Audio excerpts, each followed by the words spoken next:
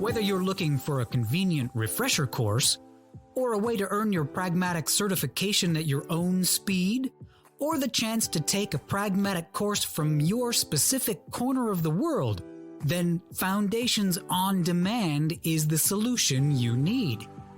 Get the same great content, tools, and templates our Foundations course is famous for in a flexible and easy-to-use online learning platform.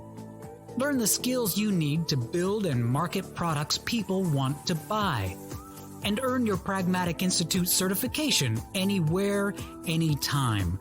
No more travel worries, no more time zone issues, just truly great training. Experience the new way of training with Foundations on Demand from Pragmatic Institute. Visit pragmaticinstitute.com/foundations to learn more.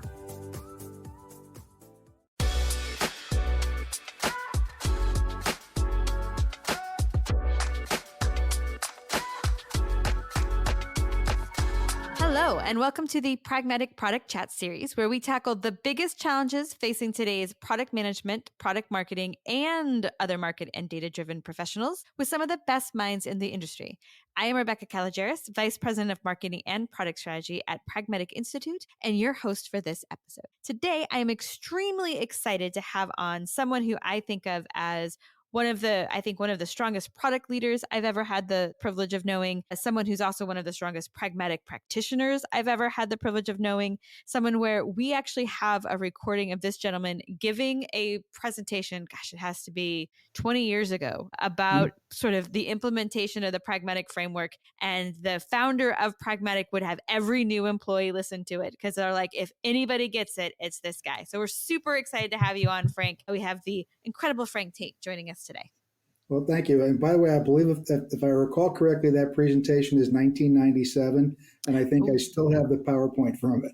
Nice. Excellent. We still have the recording. We actually still have like new salespeople listen to it. It does a wonderful job. And we've been able to work with you at several different companies and talk to you at several different companies that you've brought in the framework. And I think not only do you embrace what it means to be market driven, but you have such a ability to kind of think methodically about how to approach something and then put that into action to make it really come to life for both you and for your team. So it's always exciting to talk to you, Frank. Oh, well, thank you. I appreciate that. For those listening who haven't just heard me expound wonderfully about you, tell us a little bit about your background and what you're doing now. Well, I've been in the educational technology software world for over 40 years. First came to know Pragmatic through the founder, Craig Stull, back in 1994. And I forget how many total classes I've taken, but I've brought the Pragmatic Framework into about 17 businesses, most of them through acquisition. And so I retired from my last full-time role, which was at Frontline Education, where I was responsible for build, buy, and partner. And then since then, I've been doing board work, helping a couple of nonprofit companies and some growing ed tech software companies, providing advisory work, consulting work, and sitting on some boards. Excellent. All right. So often we think about the framework as a way we plan out our strategic growth for our products, right? And we often think about what should I add on to my existing products? What other products should I build? One of the things that you've also used the framework for is how do we use the framework to support sort of inorganic growth? How do we use that framework when we're thinking about mergers and acquisitions? And there is not a space where there are more mergers and acquisitions than in the tech spaces we serve. So I think this is such an interesting approach to the framework and to a sort of M&A. Yeah. Well, it starts out with a simple, I actually take the build by partner box in the framework and then basically use that as an overlay for the entire framework. And it's a simple principle to start with. You build the things that are your key differentiators. You buy things that are speed to market, speed to revenue, speed to technology, and you partner for the things that don't create business value for you. And so one of the things when you're in the M&A world, you may be a rule of 40 or a rule of 50 customer. And if you're not familiar with that concept, it's the sum of your organic growth percentage and your EBITDA. So for example, if you are a 20% organic growth company generating 20% EBITDA, you are a 20 plus 20, a rule of 40 company. And so when you're looking at M&A and build by partner, things that will be rule of 40 or better for your business fit into the build or buy category. Things that don't fit into that go to partner. And as much as it may be a pet of someone in the management team, if it can't support the overall thesis of growth and profitability for the business, then you just need to, and your customers need it, that's where you partner. So that's kind of a high level framework for how to look at things. And then, the build is pretty straightforward. That's just go through the framework as you normally would. The buy is interesting because once you decide that you want to either acquire a customer, if you're doing acquisitions, it's either you're expanding into something you're not already doing, or you're consolidating by buying a competitor for things that you already do. So when you're buying a competitor, the framework is pretty straightforward because you already have it. And so now it's just, how do I understand this other business, and how do I bring it in and, add their customers to my customers while I keep their customers, and, maybe keep their technology or sunset their technology. But, when you're doing a roll up for something you're already doing, the framework is pretty straightforward. Where it gets a little more interesting is where you're doing an expansion, because what you need to do is approach the framework as if you were building it yourself. So you go through, you understand the market problems, understand the market definition, understand the buyer personas, the user personas, understand the buyer experience, what are all the trends in the space. So you need to do the same level of leveraging all the things that you would do in the framework for a new product if you're moving into a new area, and so that you have your basis of knowledge to be able to evaluate potential acquisition targets. Because you need to know the market the way you know the market. Don't just take it the way the company you're looking at looks at it. And so then, just like you would do a product gap analysis, you do a business gap analysis. You're taking your understanding of the market based on the framework, and then talking to that target company about how they experience the market and understand what do you know that they don't. And to me, if they're not a pragmatic company, you tend to know more things about their market than they do. And then what do they know about this market that you don't? And it's the combination, a 1 + 1 = 3, because you know things that they don't, they know things that you don't. And that's how you create value in terms of your thesis to buy. I've always used a stage gate framework. Stage 1 is the market research for, do we want to be in this space at all? Does it fit our growth? Does the market fit our growth criteria? Profitability and growth. And I'll just do an aside for a second. One of the acquisitions I did in 2015, it was a competitor, and it was actually going to reduce our organic growth because about 30% of our growth came from taking their customers away from them. But it was very accretive to us from a profitability standpoint. At that point, we were about a 25% EBITDA company, and acquiring this company, we were able to take that to 60% EBITDA. Oh, wow. Because we could take out all sorts of, we didn't need an office. We didn't need their back-end infrastructure. We could take out a lot of unnecessary costs and take out a lot of risk, which is a whole different, that's a conversation over a beer. But that was one where, we were a rule of 40 company, but because even though it was zero, it was actually negative 10% growth overall, but it was 60% profitability, it was still plus 50. So it was worth doing. So pardon the digression there, but no, it's a great example. When you're looking at the company and you're looking at the market, you're saying, okay, does this market make sense for us? That's stage 1 of the stage gate. Stage 2 is now, okay, which companies fit that profile? Do they have the growth profile? Do they have the profitability profile? Or is there something we can do differently to make them fit the growth profile? So several examples I had at my work at Frontline, we were acquiring companies that had 4 or 5 salespeople.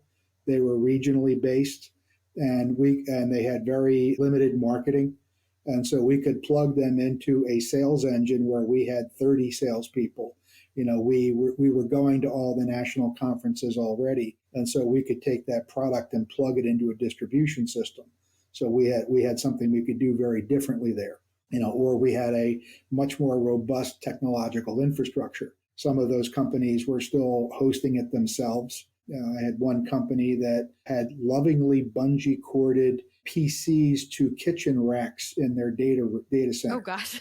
And it was like, okay, well, we can put this up on the cloud and eliminate all that hardware, all that cost, all the maintenance of all that, because, now we have one set of source code, so we can apply it to all customers because it's a true SaaS product instead of having to go manually update every PC. And I think this was pre-Octopus. So I think Octopus is still out there. But there's things like that where you can say, what do you do differently? So that's stage 2 is, does this company make sense? Stage 3 is then when you engage the company, and now that's when you're having the conversations and using the framework for those and saying, asking questions around all the different boxes in the framework. So it's a great way for diligence is to say, okay, what is your buyer experience? What are your user personas? How do you understand them?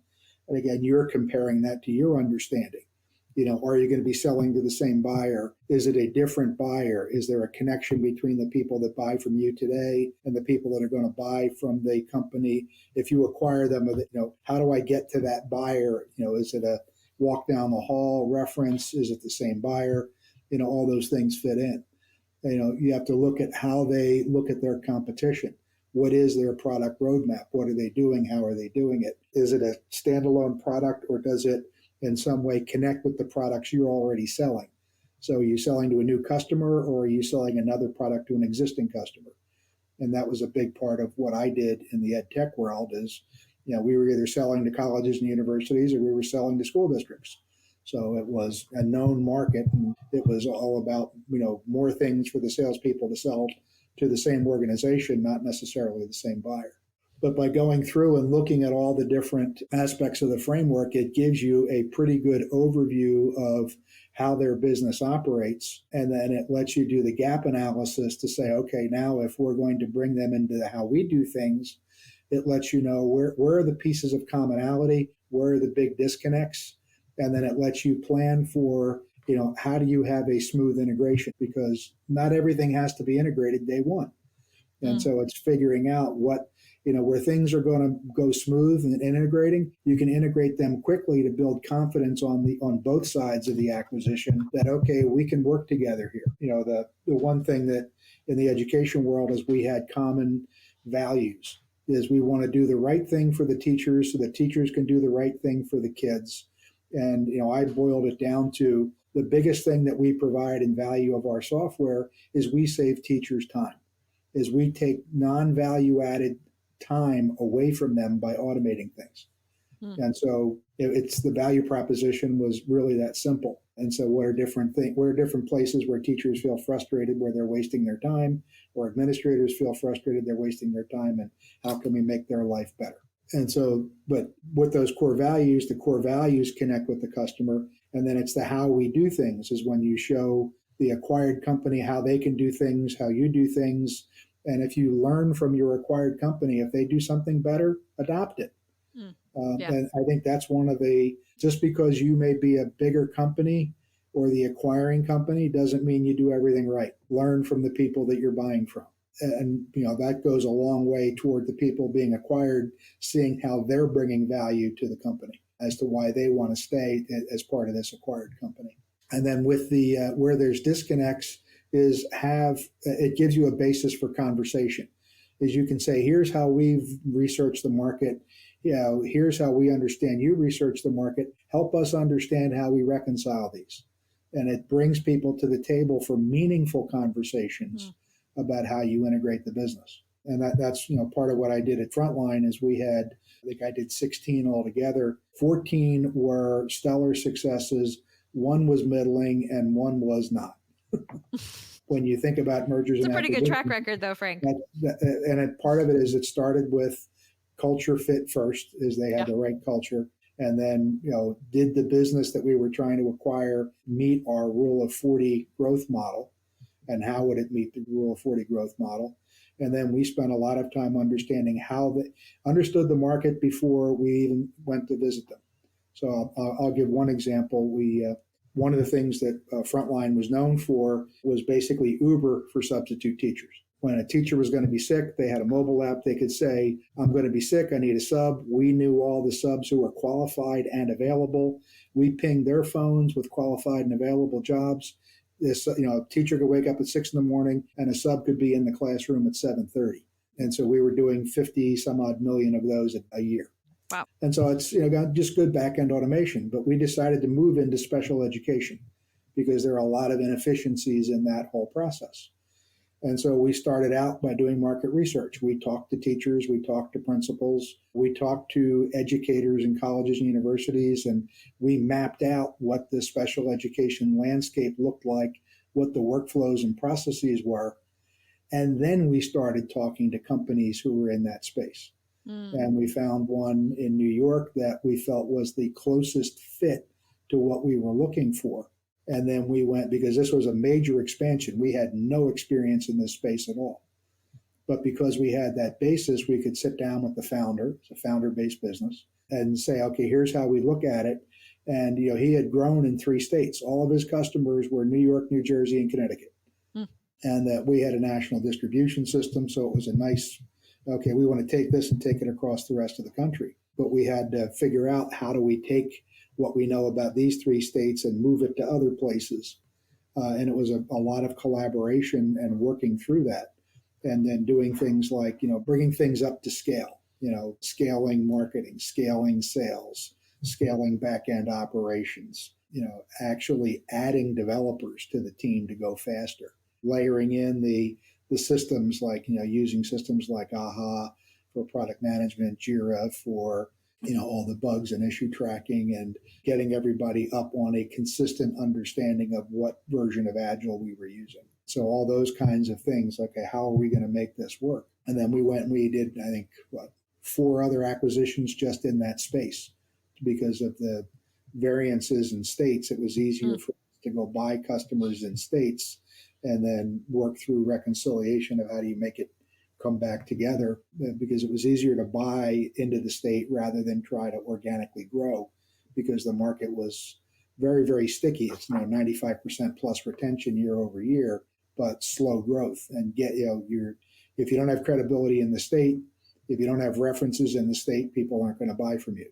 So doing acquisitions was actually a faster way into those segments.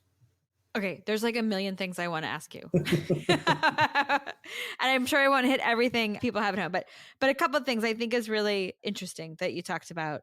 I mean, so first, it's obviously, you do a really good job of thinking about, I think a lot of us end up looking at mergers and acquisitions that are sort of opportunistic, right? Which can be good, but can be problematic, right? Whereas if we start first by going, what space do I want to be in? And you can still rewind, right? If you get an opportunity, you can still go back and go, okay, the first question is, do I want to be in this space? Yes. And that's a straight yes or no, regardless of how charming the people on the other side of the table are, right? Yeah. Well, I think that's the big difference, because in the M&A world, you have bankers and investors who are, will come to companies and pitch them. Yeah. And the question is it worth your time to listen to the pitch? And so smaller companies tend to say, okay, well, do the bankers know this industry better than me? Short answer is no. Is that the bankers are there to help sell a business. It's like a realtor. They're out there representing the seller, and that they're coming up with a list of all the different companies that might possibly be interested in buying this. But you have to know what you want and why you want it and how you want it, and also when you want it, because there are sometimes That's a great point. things we're not ready for this yet. So like at Frontline, we call it the P word. When do we go into the payroll world? We did all things HR except payroll, because payroll is messy. You have all kinds of different rules and logic, and people get fired if payroll checks don't get out right. So it was like we were going to wait until we were much bigger before we had our processes settled with the scale that we wanted before we moved into that. So again, it's not just whether you want to be in there, but when you want to be in there. That's a great question. It can be too early. It can be too late, right? Yeah. We've already gone a different direction. But I think it's a really important question to ask as an organization before you consider the opportunity at hand, or certainly to your point, before you go searching. Yeah. The second question is this the right company? And I think using the framework around that is just, and I'm not saying it's super smart because it's our framework. I don't even mean that, but it's like, there's so many interesting things about that. First, on one level, you just get to understand how sophisticated they are. How well do they understand the business? How intentional, how strategic are they about how they approach their products and their markets? And that will make a huge difference in success. We all know that, Yeah. right? Then there's that how it overlaps with yours, because to your point, that not only shows you where you have gaps, but also starts to build that roadmap forward. And you gave a couple examples where it was clear to you that that roadmap forward also it shifts how you have the conversation. One of those things with mergers and acquisitions, right? You woo them, it is a partnership, but there's going to be cuts, there's going to be things that go forward and things that don't, right? That's how you make it work economically. But it's really hard when you're making those individual decisions. But when you can use those frameworks to kind of give a shared mission and shared understanding, it raises the level of the conversation about those gaps before you get into the weeds, which you'll need to get into. But if everybody understands why, then the decisions make a lot more sense and they can come together versus always feeling so adversarial. Yeah. It's strategic alignment, and it's a way to achieve strategic alignment. Yes.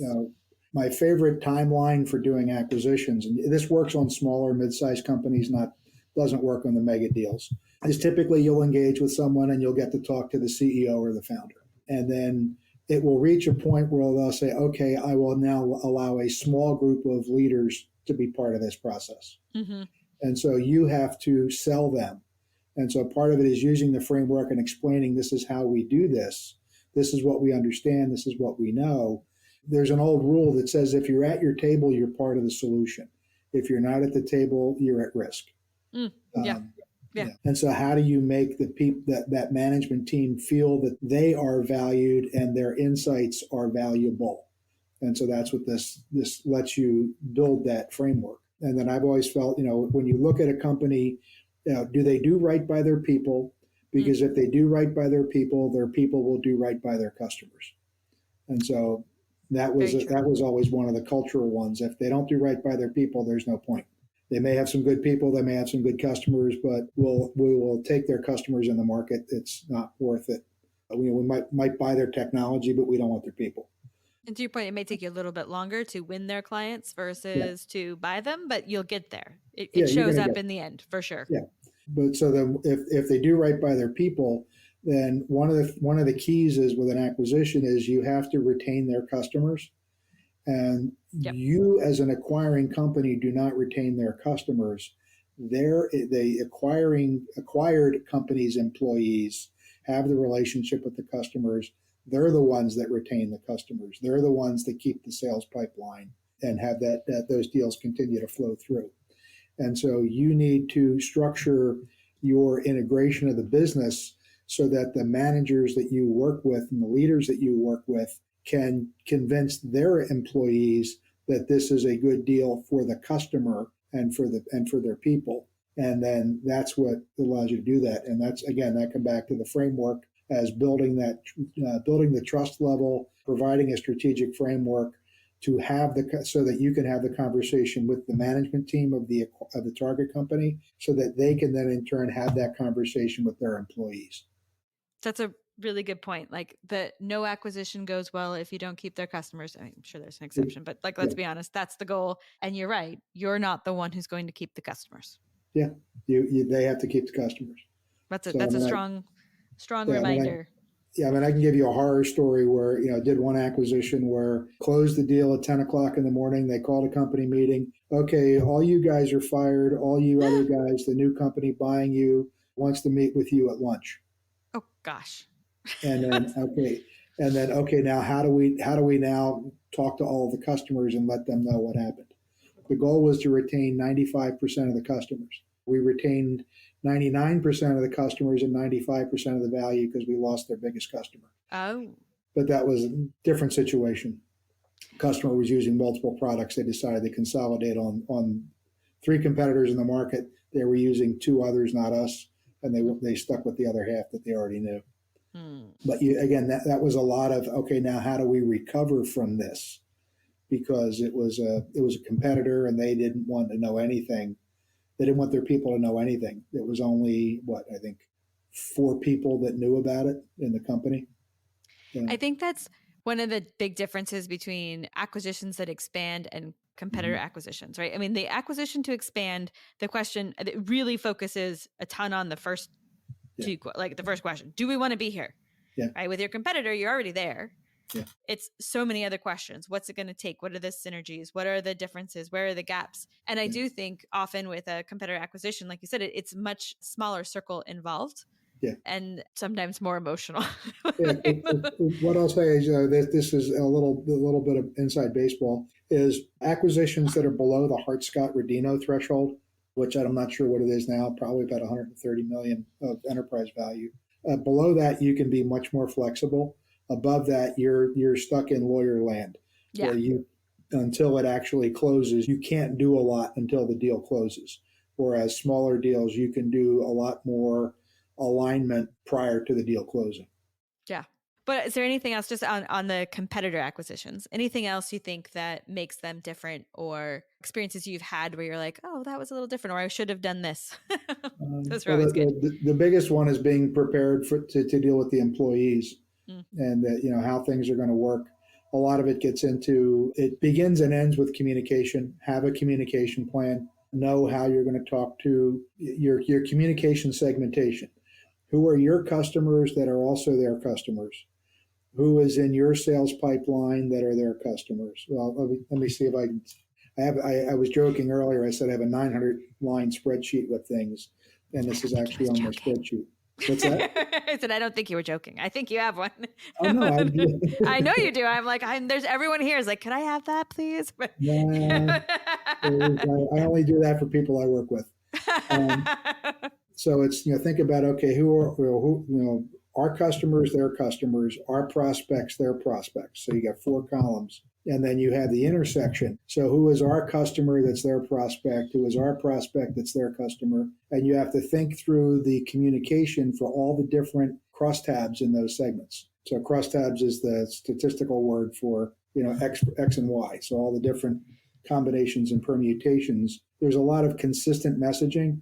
And this is where you come back to the positioning. Yeah, is the pragmatic positioning in terms of, okay, what's our core messaging, and then what pieces of this messaging are applicable to each of those segments. So it's positioning and segmentation are critical throughout a whole M&A process, because you have to have the communications right and the cadence of communications right. And that, I go back to some of the things in adult learning theory is if you lecture someone or give someone a document, at best they retain 10% of it. If you can demonstrate it, that gets up to about 30%. But if they are actively engaged, it's up to about 65%. And so it's got to have repetition. So the more you repeat it's how many times things need to be repeated for things to actually sink in, for the people to get it and for the customers and the prospects to get it. It's one of those lessons, Frank, that I feel like I have to remind myself and my product teams and my marketing teams regularly. Like, I know you've told them. That's not the same, right? And people think, I already told them that, or they'll get frustrated. How do they not remember? I'm like, they have a whole other world of things they're focused on, right? Yeah. And it's also like when you've got a strategy, it's grounding the conversation in the beginning every time. Yeah. We are trying to accomplish this for this. So we're going to do, right? And it can feel like, oh man, I already covered that, but I can't overstate how important it is to do that and how I wish I was better at doing it myself. It makes such a difference. So that's why I come back to the positioning, because it's about how are we creating value. Yep. And it's the reason that we're doing this is because we are creating value for our customer by doing this. And we have validated that we are creating value this way. And so things like the customer stories, this is why we're doing this. This is why they see value in it. And one of the keys in M&A, it's the tricky part. You have to be far enough along to do it, is to actually bring some customers into the process. A lot of times in an M&A deal, you'll have basically the customers have the right of refusal on transferring the a license or a relationship. And I'm not using the right word here, but you're going to have to bring them in early anyway. Yeah. And so put an NDA in place, have a conversation. Hey, we're thinking about doing this. You're a key customer. What do you think? It's your references or their references. And then you're talking about, and it's okay, well, would you be willing to be quoted on that? And then so it's those customer proof points, and the early customer proof points do a lot in terms of, again, I've been in the education market. It's a reference sale. Yep. It's not a normal bell curve. It is a squashed bell curve with more innovators and a lot more laggards. And so they want to see somebody like them be successful before they buy. And so to be successful, that's what you need. And so you have to approach the communication of the target company's customers as if they were new customers. So your whole positioning and everything else, they have to understand what's in it for them. Because in an acquisition, you have to convince the employees, or not convince them, you have to be able to clearly explain to the employees of the target company what's in it for them. And then once they get it, that they're okay, then they can begin to think about what's in it for their customers. And so you have to work through that hierarchy, giving them the time and the space to process for themselves so that they can, from a good foundation, then talk to their customers. Absolutely. I also think if there's someone listening and they're like, M&A, I don't do M&A yet. Maybe M&A is not product. I think it is first of all, I think it's super interesting on all sides, being on all sides of it. But I think it is a place where strong product leaders or product managers can really make a name for themselves and really really make a career of the strategic part. There are lots of challenges with M&A, but there are few opportunities to really influence so quickly and so directly the economics of an organization than through an acquisition, right? And how it changes EBITDA and revenue lines. It takes a lot of sales to equal a $10 million M&A, right? I mean, and so it is a really strong way that we can use some of the skills like you talked about, understanding the framework to really make a sizable impact on the organization in a way that will affect and can sort of elevate you and affect your career and paths in a very different way. Yeah, and I think the other side of it is M&A. I've always approached a company as build, buy, and partner. So build is the product management for what we're building, M&A for what we're buying, but it's also what are the partners that we need? Because when you understand a market problem, your solutions are never going to be 100% resolution to market problems. And there are pieces that the customers need that you can't do or don't make business sense for you to do. And Absolutely. So that's where, to me, at least at the head of product, you have to have that sense of what partners do I need and to do what and how, and then what makes a better whole product solution or a whole solution for the customer. Yeah.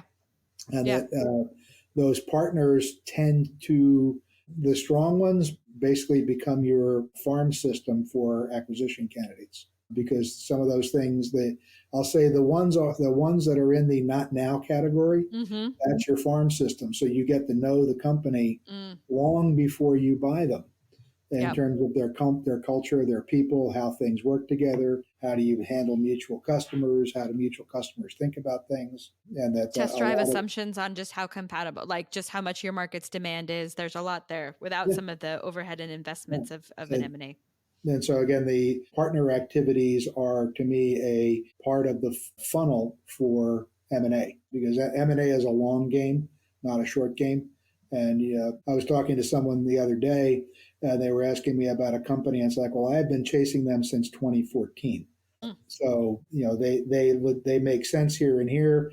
They're not willing to engage yet, but I have not given up on. I still try. So it's a long game, and the more you can build a relationship with a company, the more data you have to make a good decision as to when to come together, if to come together or when to come together. Awesome.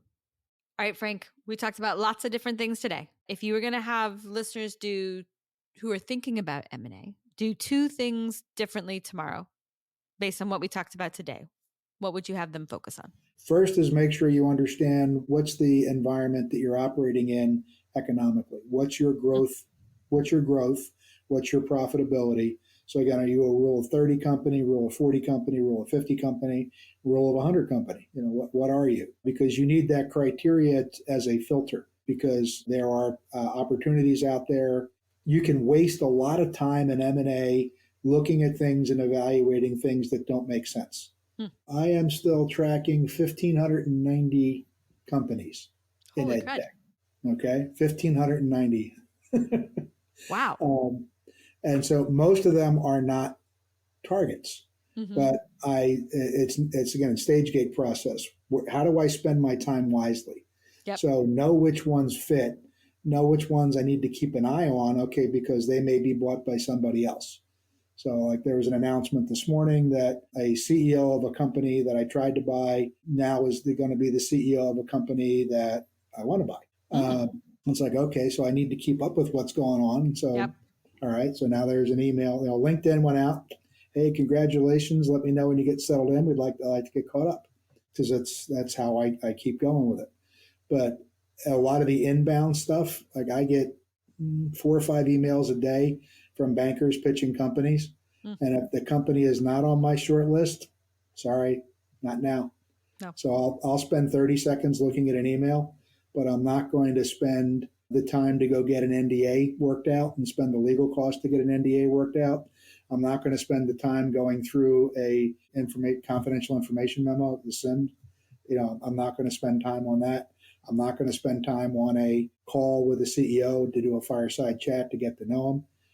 I'm doing the fireside chats, getting to know people, meeting them at conferences, just keeping up with them for the ones that I'm interested in. So if inbound comes in for somebody I'm interested in, I'm all over it. But if it's somebody that I've already said they're not on the growth profile, they're not in the right segment, if they're right but not now, I'll talk to them. But if they're not right, the best way to do it is don't waste your time on the stuff that's not going to be successful. It is a lot of time on each step, right? And in every step you take, it gets harder to break off. So making the right gates at the right time are critical. It's knowing what's not worth your time. And so again, my stage one on looking at stage gate for looking at opportunities is literally 30 seconds. Is that it's worth 30 seconds to me. If it's not worth, if it meets the other criteria, then I'll spend an hour on it. And then if it's worth the hour, then I'll go into more time. But the key is to be able to look at a lot without having to waste time. Don't go deep if it's not going to work. Absolutely. Or if it doesn't fit the profile. So that, to me, that's know the criteria. You can't do that type of evaluation unless you know the profile. One of the challenges is some management teams don't have that profile because they know what they are, but they talk about what they want to be. Yep. And so the question with M&A is, does it take us on the path to where we want to be? Because you may be a 100% growth, negative 30% EBITDA, which means your rule of 70. Well, okay, how is this business going to be accretive to us? Does it help us on the top line? Does it help us on the bottom line? Is it accretive? If it's not accretive, it's not worth any time. You may need to have a brief conversation for, to keep the line of communication open, but it's not worth energy or other people's investment if it's not going to be accretive to your business. Excellent advice, Frank. Cool. All right. Thank you. Just thank you for joining us today. I always have fun listening to you. I am confident everyone here did. You always drop infinite knowledge. I have went to the training in 2005. I've been here 11 years. I feel like I know the framework really well. And every time I talk to you, Frank, I think, oh, I hadn't really thought about it like that. That's fascinating. And I love it. So I really appreciate the time. And again, I'm on the community. So if people want to reach out, you can always find me on the community. Yes. Come on into that Pragmatic alumni community and listen to the Sage. That's great. All right. Thank you. And thank you everyone for listening. That does it for today's episode. Thanks for joining us, and join us next week when we tackle another great topic to help you elevate your product, your company, and your career.